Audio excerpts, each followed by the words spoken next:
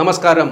മുല്ലപ്പെരിയാറിൽ പുതിയ അണക്കെട്ട് നിർമ്മിക്കാനുള്ള കേരളത്തിന്റെ നടപടികൾക്കെതിരെ പ്രതിഷേധവുമായി തമിഴ്നാട്ടിലെ കർഷക സംഘടനകൾ രംഗത്തെത്തി. കേരള തമിഴ്നാട് അതിർത്തിയിലെ കുമിളിക്ക് സമീപം ലോവർ ക്യാമ്പിൽ കർഷകർ മാർച്ച് നടത്തി. പെരിയാർ വൈഗ ഇറിഗേഷൻ കർഷക കൂട്ടായ്മയുടെ നേതൃത്വത്തിലായിരുന്നു മാർച്ച്.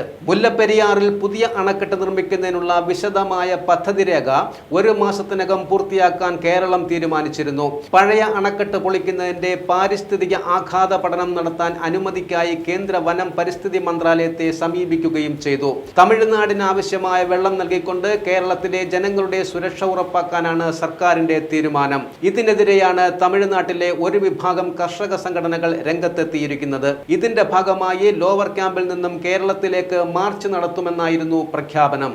മുല്ലപ്പെരിയാറിന്റെ ശില്പിയായ ജോൺ പെന്നിക്വക്കിന്റെ സ്മാരകത്തിന് മുമ്പിൽ പോലീസ് മാർച്ച് തടഞ്ഞു.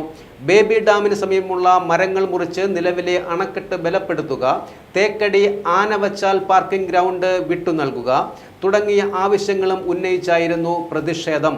പുതിയ അണക്കെട്ടെന്ന തീരുമാനം ഉപേക്ഷിച്ചില്ലെങ്കിൽ സമരം ശക്തമാക്കാനാണ് കർഷക സംഘടനകളുടെ തീരുമാനം. അതേസമയം കേരളത്തിന്റെ ആവശ്യത്തിൽ തമിഴ്നാട് അനുകൂല തീരുമാനം എടുക്കുമെന്നാണ് സംസ്ഥാന സർക്കാരിന്റെ പ്രതീക്ഷ.